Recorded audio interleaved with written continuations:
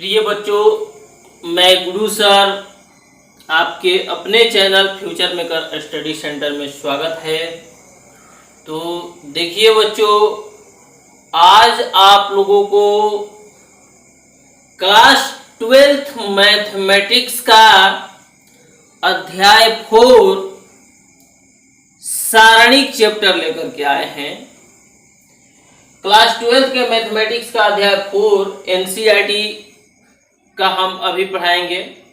तो सारणिक लेकर आए हैं और इसमें सारणिक का एक्सरसाइज 4.1 का आप लोगों को कंसेप्ट बताएंगे बाबू। तो बारीकी से समझिएगा कंसेप्ट। तो ये चैप्टर है सारणिक।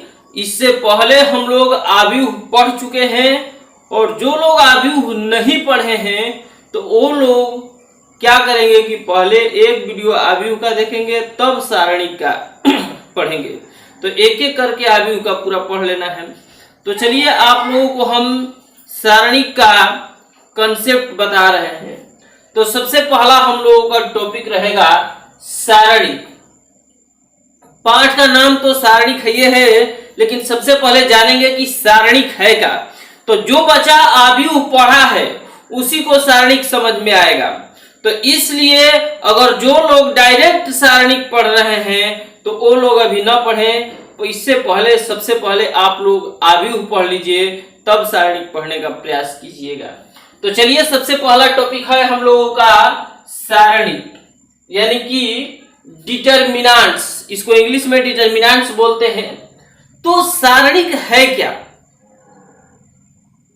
तो सारणिक है कि यदि AC माइनस BD कोई व्यंजक हो, अगर ये व्यंजक है AC माइनस BD कोई व्यंजक हो, तो इसे अगर इस रूप में लिख दिया जाए, ये कोई व्यंजक है, इसको अगर इस रूप में लिख दिया जाए तो इसी रूप को क्या कहा जाता है? सारणिक कहा जाता है बाबू। इसी रूप को क्या कहते हैं हम लोग? सारणिक कहते हैं। इस रूप में लिख दिया जाए तो यह रूप सारणिक कहलाता है, जिसे प्राय डेल्टा, इसको डेल्टा पढ़ेंगे, देखिए पोस्ट में लिखे हैं डेल्टा या डी या डेट से सूचित करते हैं।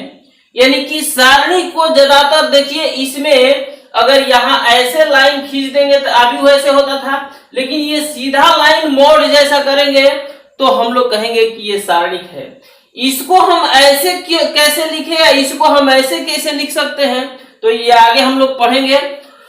तो अब अथवा में इसको दूसरे तरीका से परिभाषा देखते हैं कि यदि A बराबर ABCD, एक बात और देखना है कि जब ये वर्ग आव्यूह रहेगा तभी उसका सारणिक हम लोग ज्ञात कर सकते हैं।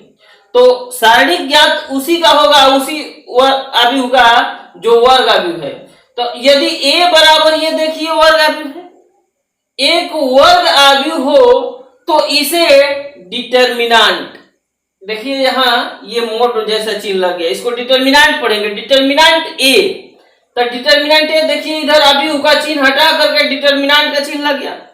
इस रूप में, इसको अगर इस रूप में के रूप में लिख दिया जाए तो यह रूप सारणिक कहलाता है। यानी कि इसका कोई खास परिभाषा नहीं होता है, बस एक रूप है लिखने का। तो जिसे प्राय डिटरमिनेंट A या डेट A से सूचित करते हैं। अथवा सबसे इंपॉर्टेंट परिभाषा यह है ऑब्जेक्टिव के लिए।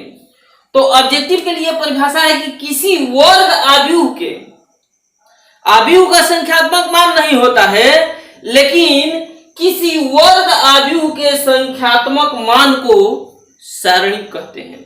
जब किसी वर्ग आव्यूह के संख्यात्मक मान, किसी वर्ग आव्यूह का जब संख्यात्मक मान निकाल देंगे, संख्या में मान निकालेंगे, तो उसी को क्या कहेंगे? हम सारणिक कहेंगे। तो सबसे पहले बाबू हम लोग जान गए कि सारणिक क्या है। जैसे में देखेंगे A बराबर 1 2 3 4 कुछ भी ले सकते हैं आव्यूह। अब इसका सारणिक ज्ञात करना है तो इधर डिटरमिनेंट, अब इधर भी डिटरमिनेंट, आव्यूह को डिटरमिनेंट बना दिए।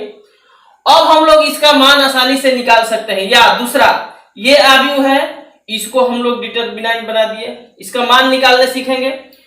तो सबसे पहले अगर ये आव्यूह है तो सारणिक उसी का हो सकता है जो वर्ग आव्यूह है। ये आयत आव्यूह पर नहीं लागू होगा, यानी जो वो पंक्ति हो उतना ही स्तंभ रहेगा, तभी ये इसका सारणिक निकाल सकते हैं हम लोग।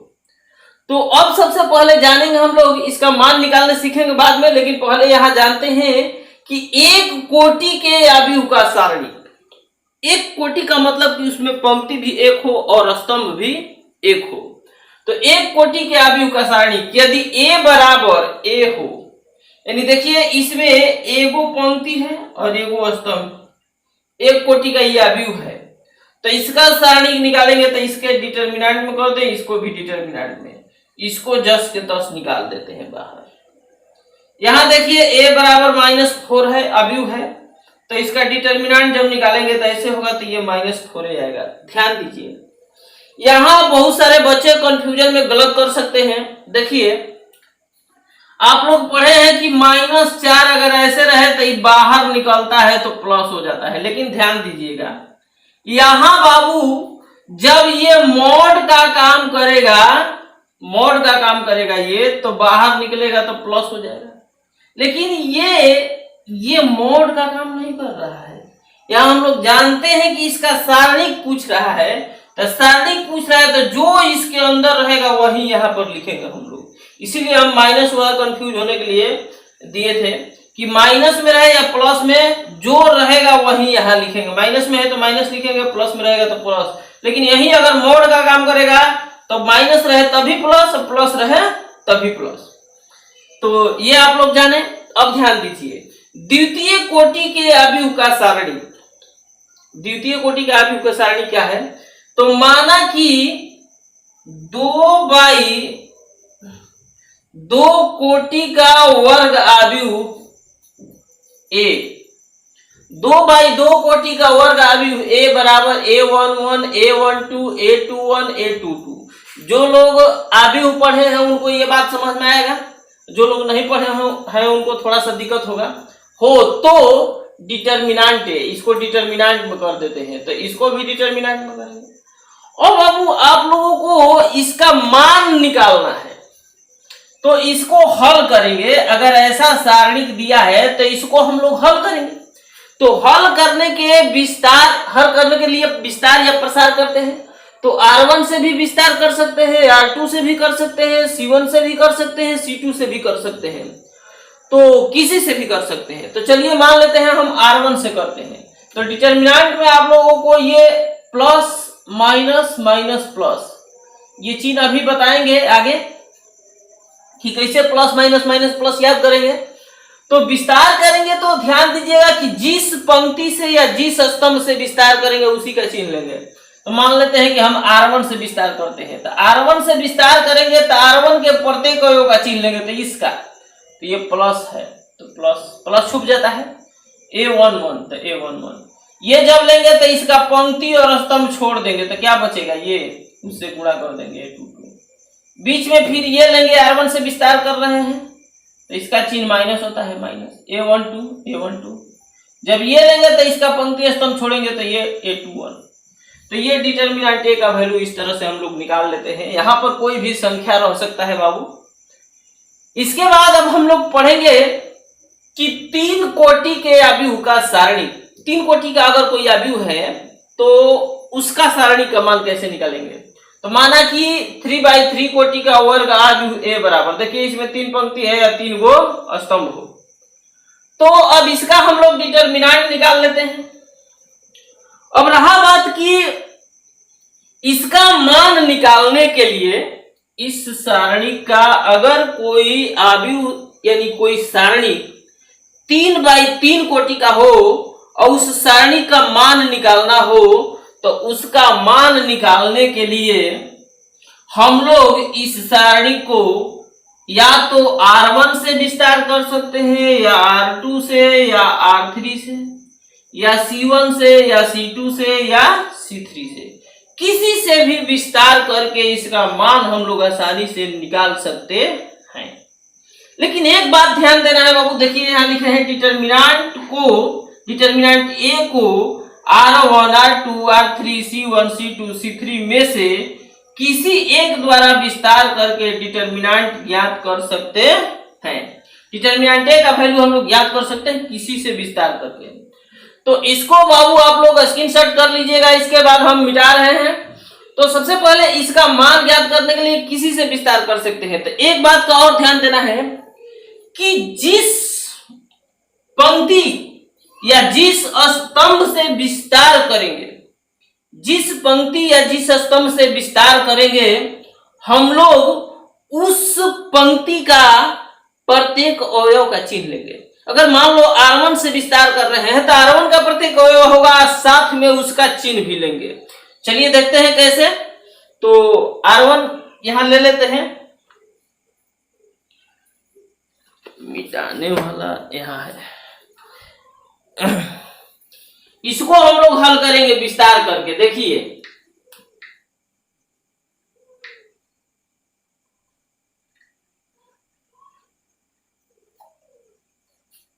ध्यान दीजिएगा, सबसे पहले मान लो हम R1 से विस्तार कर रहे हैं तो लिखेंगे, किसी से भी कर सकते हैं। तो R1 से विस्तार करने पर तो सबसे पहले इसका चिन्ह हम लिख देते हैं। यहां पर क्या होता है, plus minus plus minus plus minus plus minus plus. R1 से विस्तार कर रहे हैं, देखिए ये R1 है। तो R1 में सबसे पहले क्या है, प्लस है, तो प्लस लिखते नहीं है, यहाँ A11। इसके बाद जब R1 लेंगे तो इसका पंक्ति छोड़ दो और स्तंभ छोड़ दो। तो जब ये छोड़ेंगे तो हम लोगों को ये 4 को बचेगा। तो लिख दो इसमें A22 A23 A32 A33। फिर बीच में R1 से विस्तार कर रहे हैं तो यहाँ क्या है, माइनस, तो माइनस। ये कौन है, तो ये वाला ले लेंगे, तो A12। जब ये लेंगे ध्यान दीजिएगा तो इसका पंक्ति और स्तंभ छोड़ेंगे तो ये बचेगा। तो A21 A23 ये जब लेंगे तो ये छोड़ेंगे और ये छोड़ेंगे तो ये बचेगा और ये बचेगा। A31 A33। फिर बीच में यहां प्लस है तो प्लस लिख देंगे। इसके बाद ये अवयव ले लेंगे A13। फिर ये जब लेंगे तो इसका पंक्ति स्तंभ छोड़ेंगे तो A21 A22 A31 A32 इस तरह से।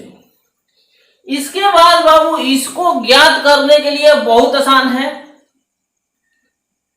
ये A11 रह जाएगा।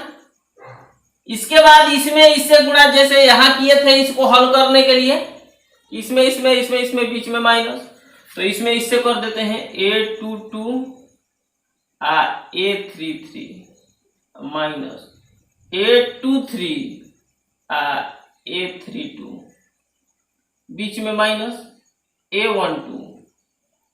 फिर इससे इसमें कर देते हैं A21 A33 minus A23 A31।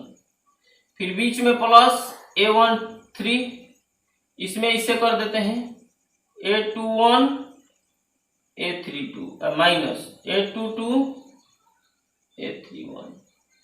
इस तरह से गुणा करके हम लोग डिटर्मिनेंट A का वैल्यू क्या कर सकते हैं, जनरेट कर सकते हैं। अब बाबू डिटर्मिनेंट A का तो वैल्यू हम लोग ऐसे हल करके निकाल लिए। इसी तरह से क्या करेंगे हम लोग कि आगे का भी मान हम लोग, अगर इसमें संख्या दिया रहेगा यहाँ पर संख्या कुछ, तो ऐसे ही हम किसी से भी विस्तार करके उसका मान निकाल सकते हैं। तो देखिए बाबू, किसी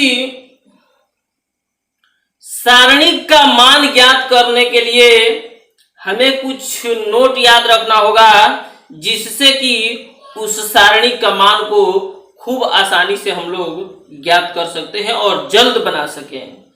तो सबसे पहला नोट है कि अगर 3/3 कोटि के कोई सारणिक को का मान ज्ञात करना है तो उसको R1 R2 R3 या C1 C2 C3 में से किसी एक द्वारा विस्तार करके, अगर 3x3 कोटि का कोई सारणिक है या उसका मान ज्ञात करना है तो उसको R1 R2 R3 या C1 C2 C3 किसी एक पंक्ति या किसी एक स्तंभ के द्वारा विस्तार करके उस सारणी का मान हम लोग ज्ञात कर सकते हैं। या दूसरा नोट है बाबू कि हल को आसान करने के लिए ये तो पहला समझ गए कि किसी भी पंक्ति या किसी स्तंभ से विस्तार कर सकते हैं, मान उतना ही आएगा। अब दूसरा नोट कर रहे हैं कि हल को आसान करने के लिए हम लोग सोचते हैं कि कोई भी काम जल्द हो जाए, तो हल को आसान करने के लिए हम उस पंक्ति या उस स्तंभ से विस्तार करेंगे जिसमें जीरो की संख्या अधिकतम हो। जीरो की संख्या अधिकतम होने से क्या होगा, जिसे मान लो कि एक सारणी ले लेते हैं यहां 1 2 3 0 0 5 6 7 8। देखिए अगर R2 से विस्तार करेंगे तो ये लेंगे तो इससे गुणा करेंगे तो जीरो, ये भी करेंगे तो जीरो, एक ही बचेगा, तो इसलिए आसान हो जाता है। तो हमें देखना चाहिए कि किस पंक्ति या किस स्तंभ में जीरो की संख्या अधिक है, उसी से विस्तार करना चाहिए। ऐसे नहीं भी करेंगे तो कोई दिक्कत नहीं है, अगर उससे करते हैं तो थोड़ा हल क्या हो जाता है, आसान हो जाता है। और तीसरा पंक्ति कह रहा है कि तीसरा कह रहा है सारणिकों के विस्तार के समय हमें उसके प्रत्येक अवयव के चिन्ह का उदाहरण निम्न तरीका से करते हैं, यानी -1 के पावर i प्लस j से गुणा कर देते हैं उस अवयव में।